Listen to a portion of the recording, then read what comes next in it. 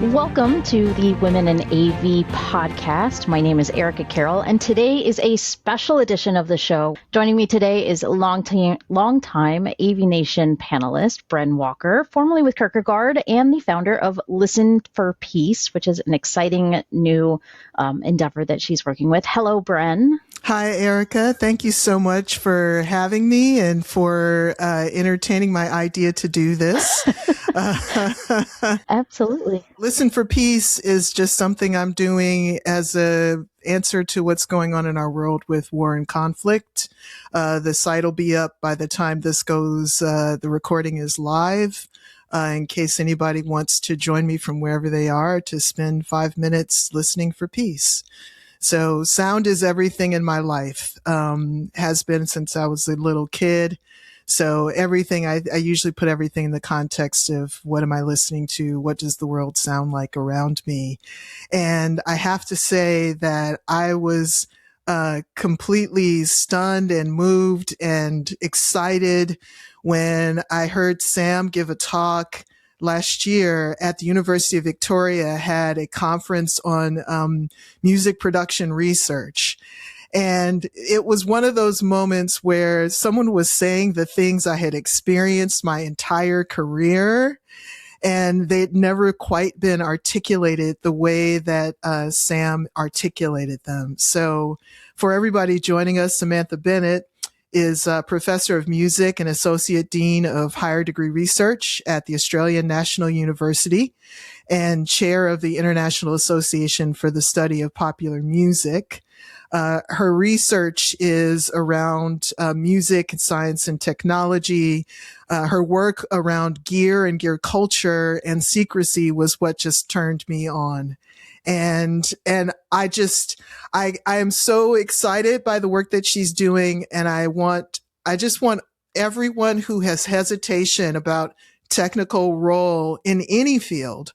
Audio is what we're talking about, but if you have any hesitation in a technical field, read her work and it will demystify things for you and I think empower you to embrace the field. So, and to take some chances, because a lot of people holding the secrets, they don't really have any secrets. But Sam, thank you for joining us early in the morning for you. We appreciate you being here. Thank you so much, Bren. It was wonderful to meet you in Victoria, and thank you, Erica. It's lovely to be here. Thanks so much for the invitation. Yeah, absolutely. Thank you so much. If you don't mind, Bren and I talked for just a moment, and is it okay if I kick off with my question of, I'd love to know. So I started reading Gear because Bren brought this up to me and I thought it phenomenal book, very, inspiring in the way of reading things that I have felt for so many years. And I just want to know what led to your research for all of this in the first place. Yeah, thanks so much for your question.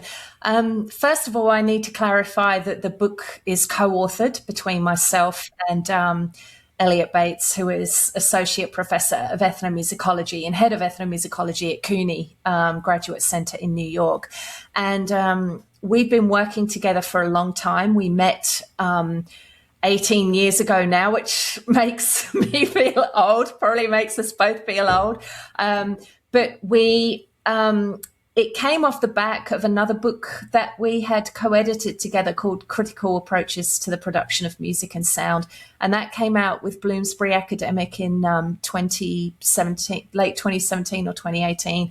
And that was a collection of chapters that we had gathered from colleagues who working in the field who we really respect. And we put that together to try to offer new perspectives on sound, on music, on technology, on production, and so on and so forth. So we really enjoyed working on that together, but then we realized we had a lot more to say. And our previous individual work, so for Elliot, that was looking at recording studio praxis in Turkey and digital audio workstations, and that's all in their book, Digital Tradition.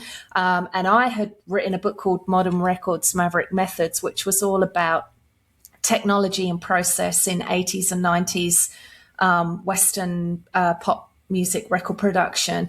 And we had both been analysing what the technology does, what sound recordists do with the technologies, and then how that manifests in recorded music. And what we realised at the end of Critical Approaches was that music technology and audio technology just seemed to be so loaded with so much excessive stuff that had nothing to do with how it sounded.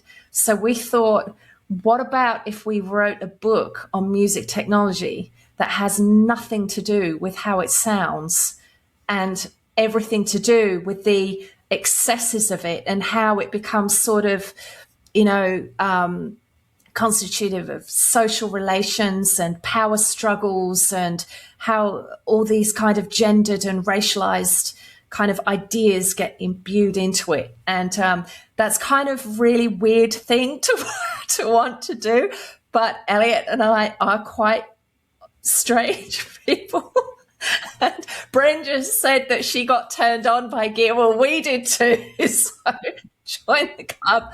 And so that's how the book came about. So that was quite a long description, but it was quite a long trajectory that got us there.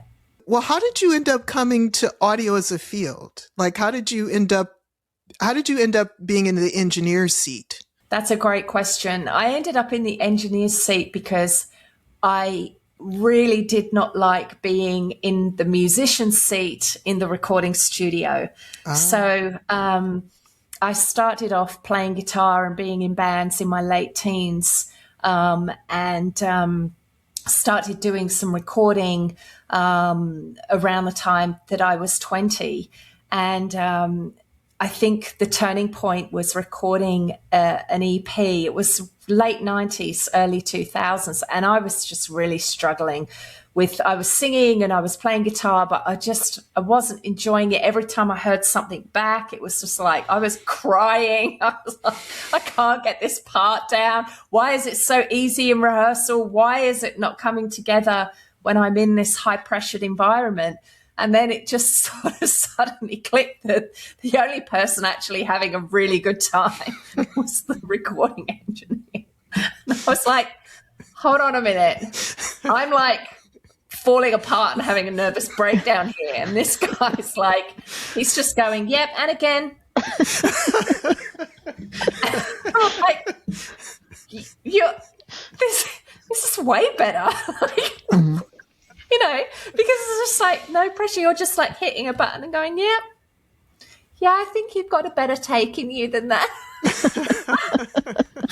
And so basically I got really inspired by the potential of sound and what sound could do and how the studio, as what Brian Eno called that compositional tool, could work to, change sound, and that was just as important as the music that you were recording, and the potential of the studio and the technologies within it, how you position microphones, the signal flow, how whatever preamps you're going through, how that will affect. And so I did sound recording and music technology at Westminster College in London. That was in the late 90s, and then by that point I was simultaneously working in studios in London, and then I joined the Music Producers Guild, and that was all I wanted to do in my early to mid 20s, was just record and produce music. And I was doing really kind of low level stuff back then in studios. I was the tea person. I was trying to get MIDI into Logic Silver at the time, when it was eMagic.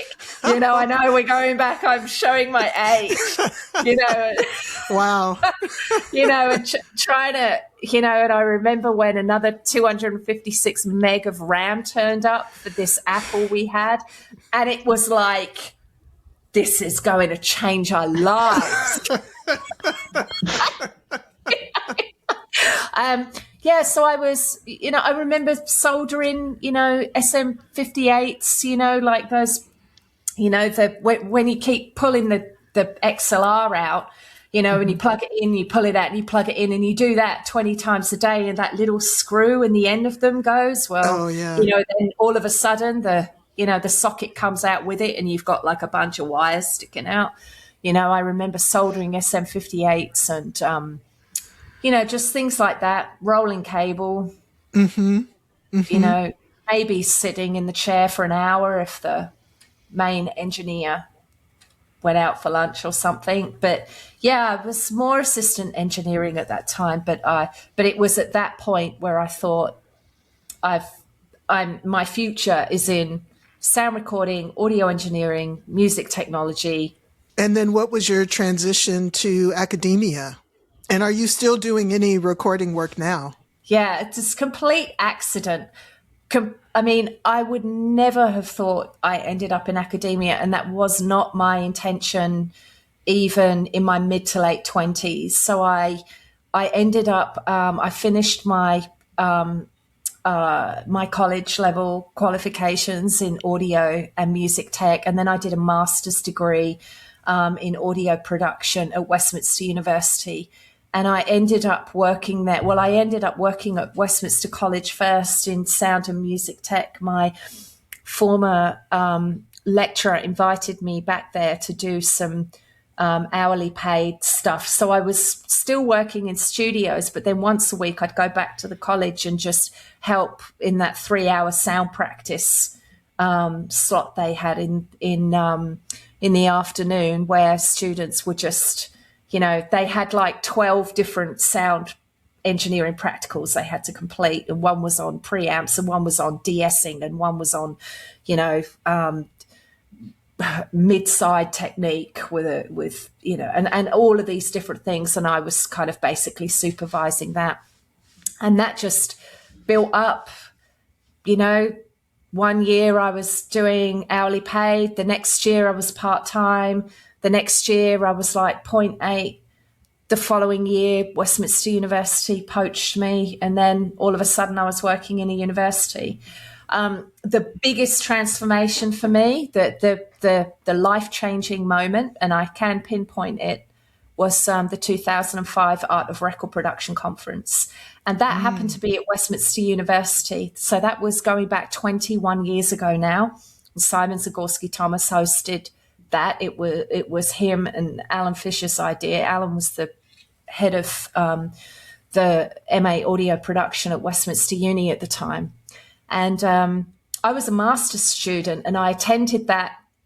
And I remember just listening to so many different presentations, like Paul Thaberge was there, Alex Reed was there from Ithaca College in Florida. Like they were, and I just remember being blown away. I was like, what? You can stand up there and analyze recorded music, or you can talk about production in this really detailed way.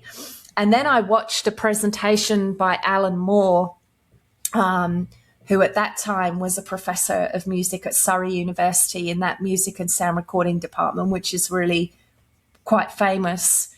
And he was pulling apart a Beach Boys record and talking about the spatial positioning and the frequency content and stuff. And I was looking at my friend going like, oh, yeah, but it's that and it's that. And no, actually, that symbol is over there on the right side. And, well, you can hear that, because I knew all this because I've been audio engineering for years by that point, and the questions came and the hand went up. And what I noticed in that forum was that most people I was speaking to kept talking about this thing called a PhD. Like I was talking to Alex, and he was like, oh yeah, I'm just finishing my PhD. And I'm like, what are they talking about? I didn't know what a PhD was. I knew what a master's was, but I didn't know what a PhD was. And I was like, this seems like something that people are doing. And then after that conference, I know, really naive. And then after that conference, I started researching a lot more about Alan Moore's work. And that tied in with the final project I had to do for my MA. And And then I got in touch with Alan and I said, I want to do a PhD. I'd like for you to supervise it. He said yes. And that was the beginning of it all. So that was, by that point, that was about 2006, 2007. Yeah. So again, going back 20 years now. So a long time ago, but very, very fond memories of studying with Alan at Surrey. I was so, so lucky to find him because academia was not my world. I grew up in a working class family. I had no access to all of that. The academy, what's that? You know, I was very much focused on music, audio, music production. And, you know, so academia was kind of alien to me. And Alan, you know, basically helped me walk that path. And if it wasn't for him, I wouldn't be doing what I'm doing. In that time, there really weren't women in that field. Was there anybody that you looked up to in that space, or were you really just forging your own path? I really was trying to forge my own path. There were people I looked up to, certainly in music, certainly musicians, so many, I mean, countless women guitarists, particularly, you know. As I played guitar and still do, and I was in bands for a long time. So I loved, you know, any female guitarist. You know, I mean, I guess one of the only women that I did look up to from an audio perspective was Sylvia Massey at that time. Yeah. And to be honest, I didn't really know that many women audio engineers at all. There was myself and a Spanish woman on our master's course, and the two of us were the only women on that course at the time. And, you know, as a lot of women describe, that's a difficult scenario to be in. And when you're also smashing it, which I was, and handing in the work and standing up and playing back your recordings, and they sound great and they sound better than a lot of the guys there, that intimidates them. And then they start, you know. Yeah. And then that leads to, you know, targeted behavior. I mean, that's like the story of my life. Like it honestly is. And I'm sure that you've experienced it too. I think things are slightly improved nowadays, but I still think it's really, really challenging for women, non-binary people, gender diverse people to work in these industries. I really do. Yeah, I think that the whole idea of you are a part of a gang of people who are all into audio together. And a lot of, for my experience, was that the guys came up with this sort of crew, and they had their way of talking about it. And if you pop that bubble for them, you're persona non grata. You're the person that they're going to come after, because they're the imposter syndrome that's happening behind a lot of what they're doing and saying is something that they're not prepared to have the curtain pulled back on. But they have those same doubts, the same questions of, you know, hearing a technical thing and not knowing what that is, but being too afraid to ask, right? Where I found that I would just sort of play what people would call Columbo. My dad used to call play Columbo, and just act like you don't know anything and just ask lots of questions. And then no one's going to be measuring you as much. But that's right.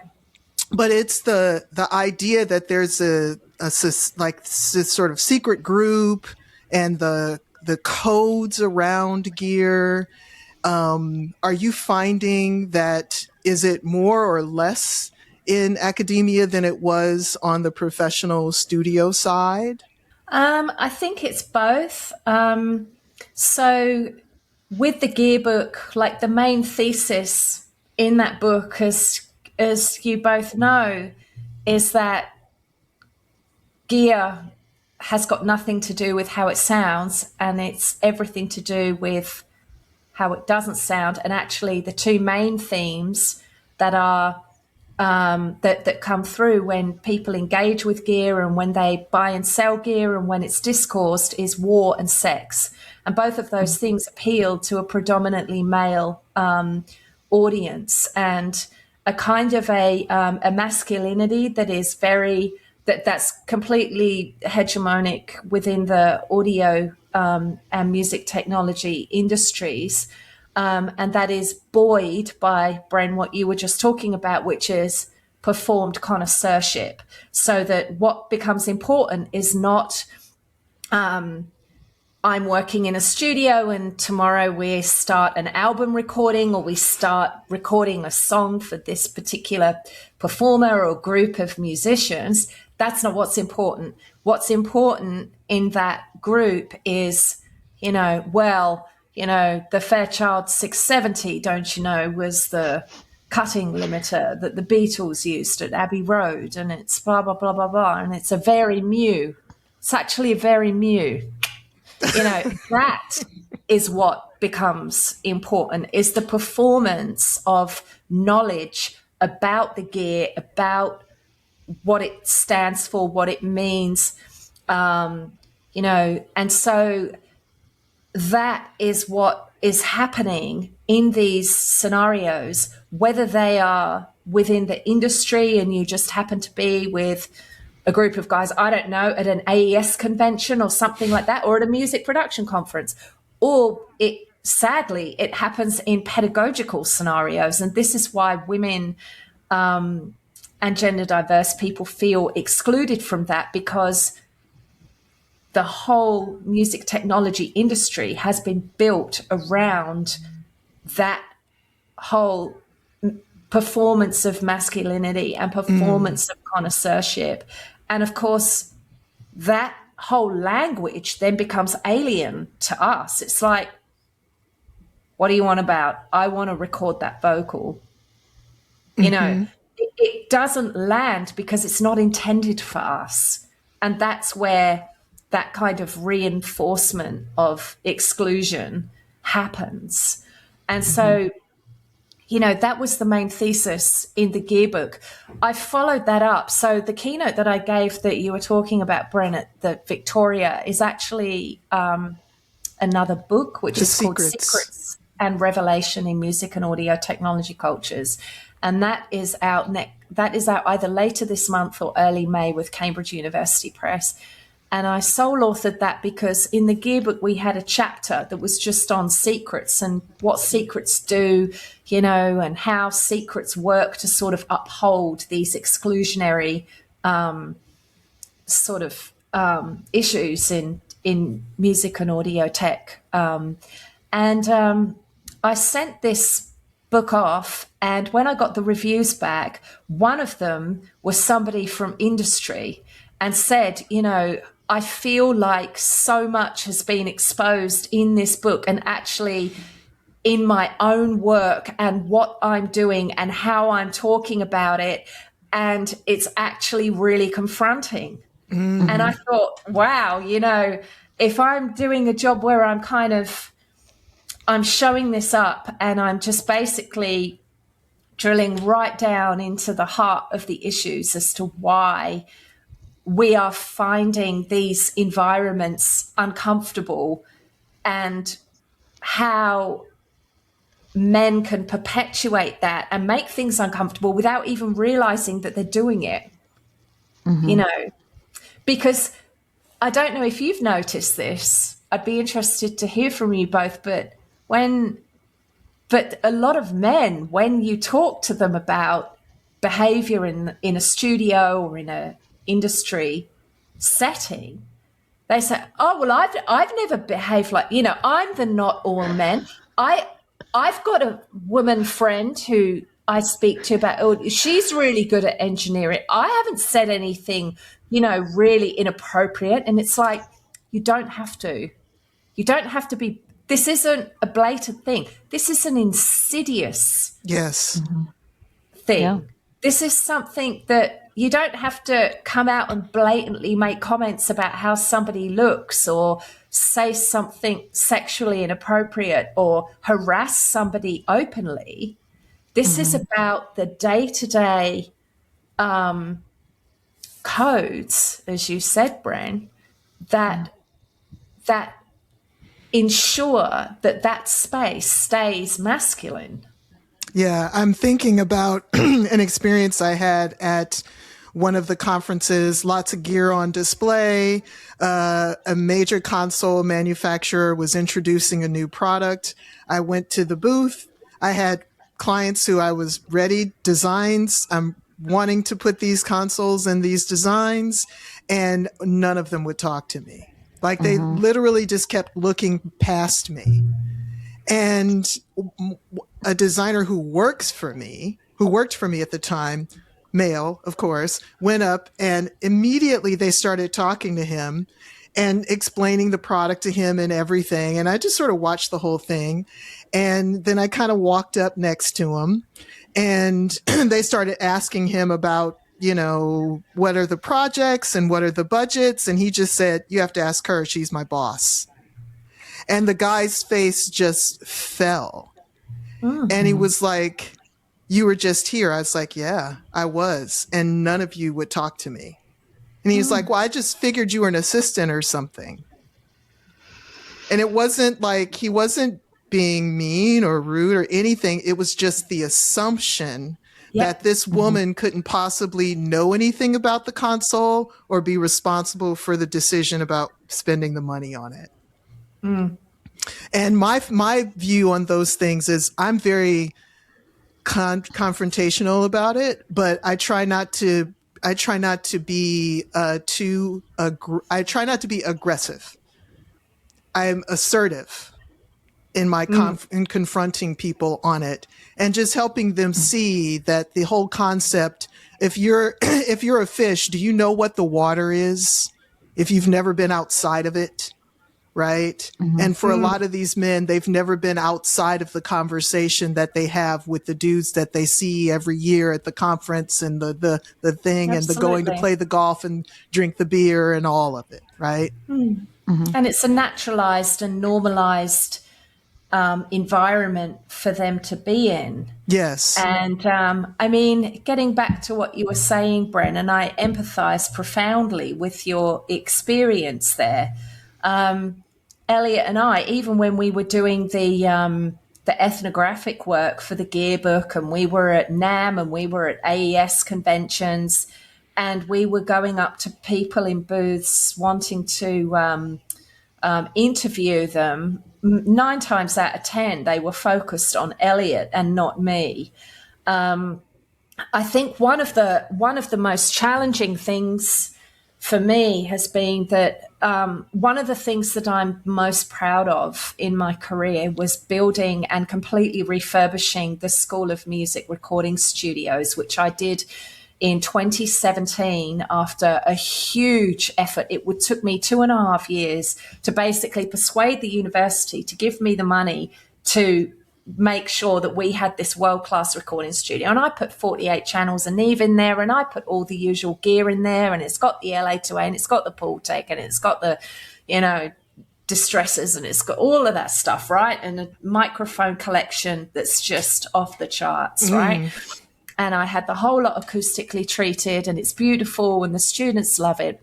And the politics of that space, it never ceases to amaze me. We are now 9 years on from that studio being built. I have read articles in the local press that attribute the building and the vision of that studio to 3 different male heads of school.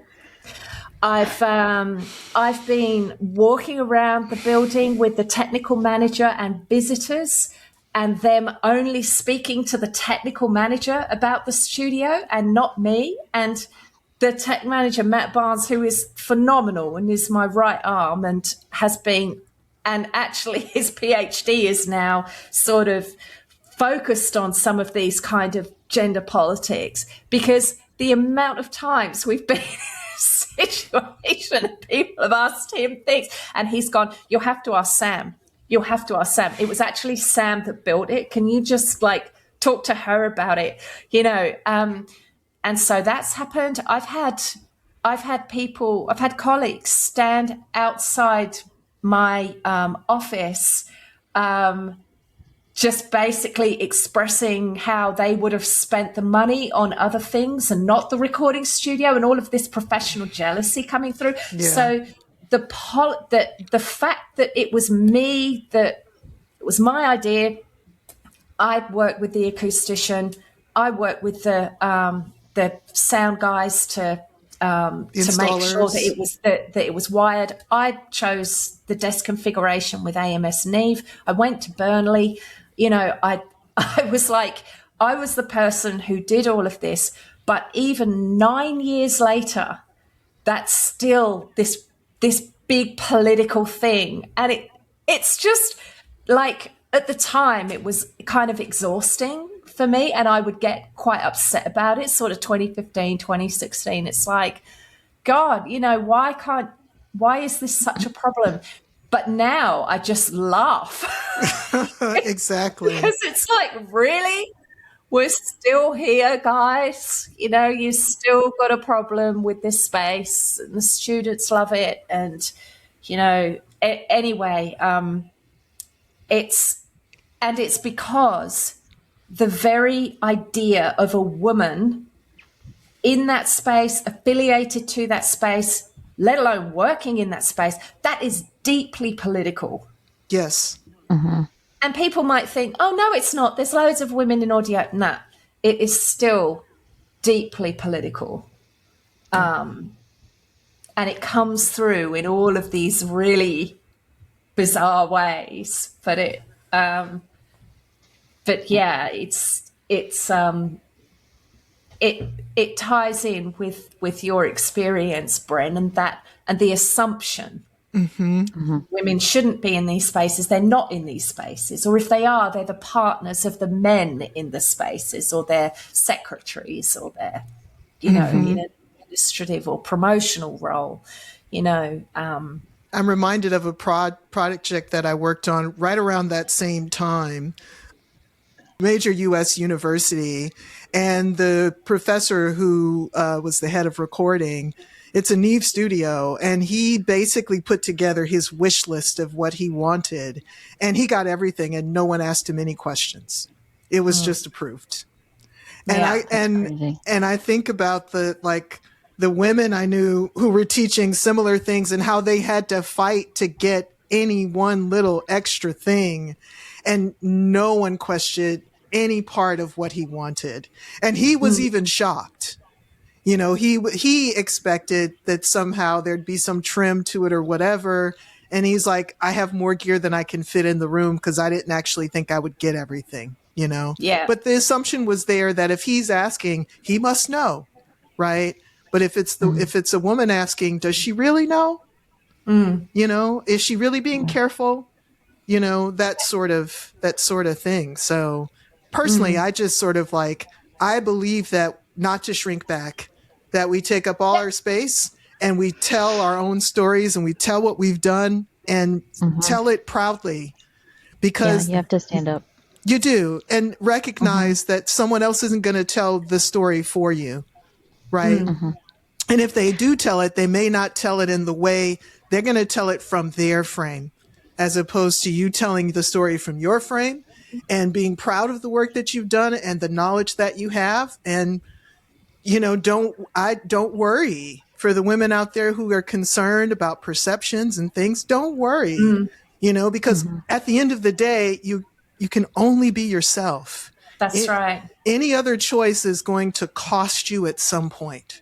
And it costs you in ways that you won't be happy with, and that people outside externally won't know about, won't care.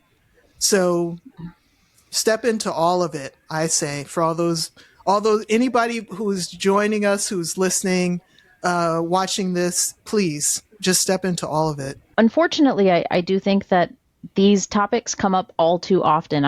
I empathize with both of your experiences, and I know that I have shared experiences, not in audio world, but definitely having to prove myself in the AV world and my technical chops.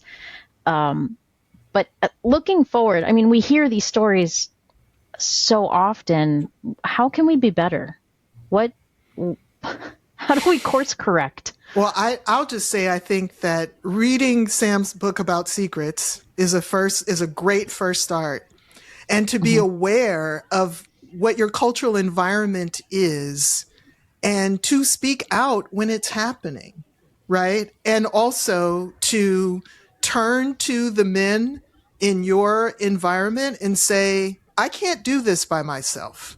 I need allies who understand what's happening, who will listen to what I'm saying about this, and who will join me in calling it out in the moment. Because a lot of times, the people who are perpetrating need to hear it from someone who looks like them in order to have the light go off and change their behavior.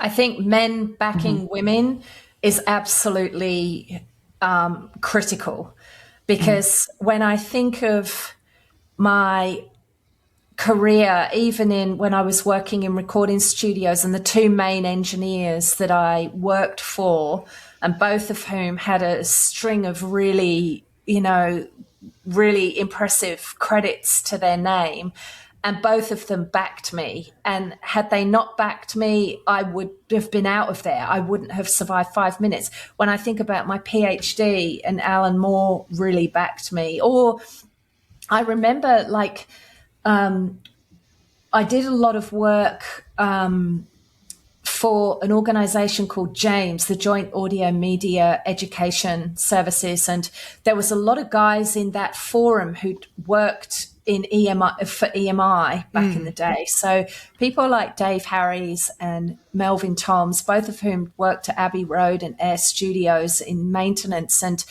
they were always super supportive. Phil Harding, who was the chair, who was one of Stock Aitken and Waterman's engineers in the late 80s and in the 90s, these guys were super supportive and real allies. And when I look back, I just think I'm really, really lucky, because had I not had those sorts of really strong and respected male figures sort of supporting me. I mean, I remember when I was building the recording studio and I started to lose a bit of confidence, and I rang up Dave Harries, and he came with me to visit Neve and help me with a lot of the studio design. And I was like, what about this? What about that? And he was like, you don't need me.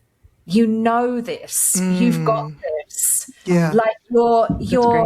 You're ringing me up and you're asking me stuff. You already know this, Sam. And I was like, wow, this is somebody who was he's overseen the development of British Grove Studios and Mark Knopfler's studios in Ravenscroft Park in London. He's an EMI person, and that really, it felt validating. Not that I really needed that, but in some ways, maybe I did. My confidence was not 100% there. I did have the knowledge, but it was as if I needed somebody to say that, But, as I said, I've been incredibly fortunate that I've had people like that to be so supportive. Well, and I think that's why your work on secrets is so important, because for anyone who feels like they're on the outside, if this idea of the secret starts to get demystified, then it's easier to talk to people, and it's actually easier to ask people to mentor you. Right. And because then you can actually start to cut through who is really relying on this stuff versus the people who they know their stuff. Right. And they don't need to play the gear games. They don't need to play the secret things. They don't need to order outboard gear that they never use in a session because someone said you should have that on the list, kind of stuff. They know what they're actually doing.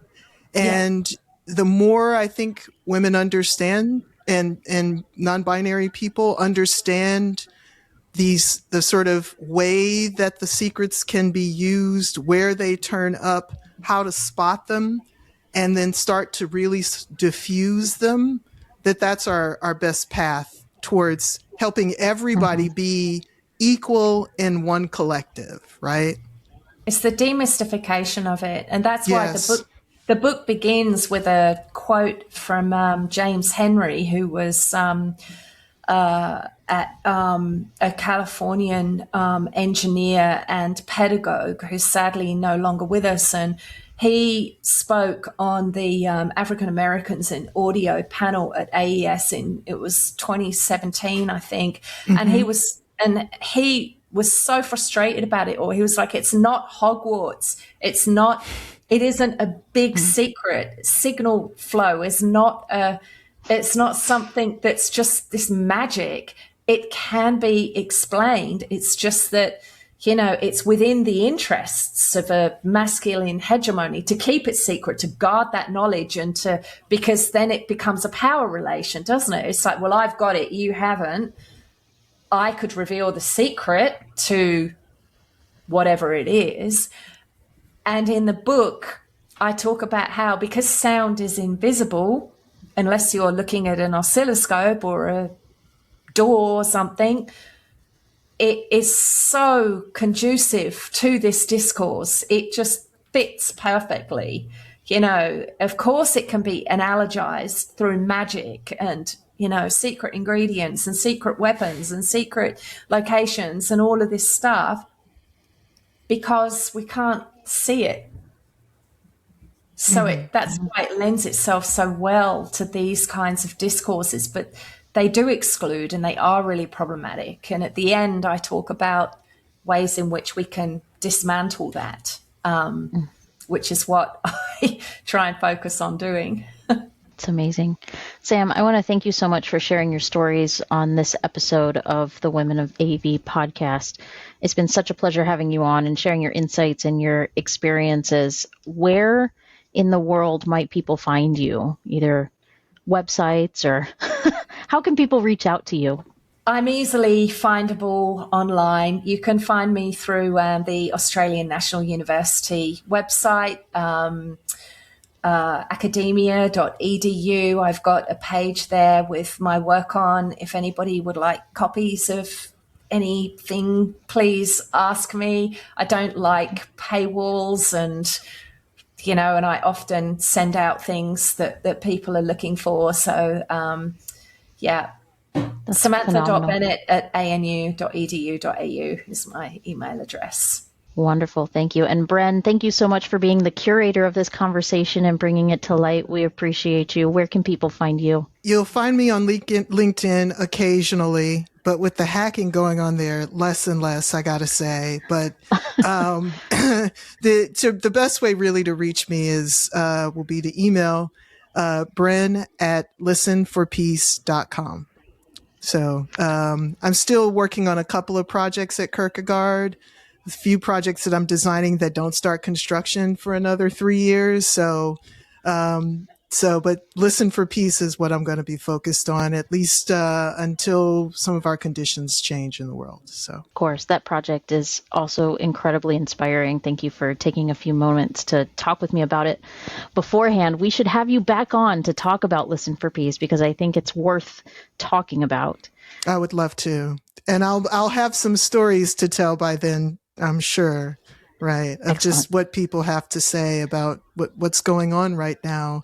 And I just to add, the component of Sam's work around audio and gear and war, I think is important for people who work in this field to understand where our stuff came from. If you don't have a historical grounding in how our gear came to be what it is, called what it is, marketed in some cases the way it is, it's worth knowing. And I think as an industry, it's worth it for us to start thinking about how we demilitarize audio. Really. Yeah. There's no reason for us to hold on to those old relics anymore. So. You can find me in all the social places with the handle at the Erica Carroll. Thank you again to everyone and to our listeners and our viewers. As always, if you're listening to this as an audio only, please be sure to check it out on YouTube and vice versa. If you are watching this on YouTube, you can find us anywhere you get your podcasts. And remember to check out some of our other AVNation shows, like our friends over at State of Control on AVNation.tv. The network for the AV industry. What are you listening to? This is AV. This is AVNation. This is AVNation. Hello, this is Steve Greenblatt, host of AVNation's State of Control podcast. Each month, Rich Fregosa and I explore trending topics related to control, programming, and automation in the audiovisual industry. We speak with a variety of AV professionals who share their perspectives, knowledge, and experiences. Please join us for this monthly conversation. Check out A State of Control on avnation.tv or wherever you get your podcasts.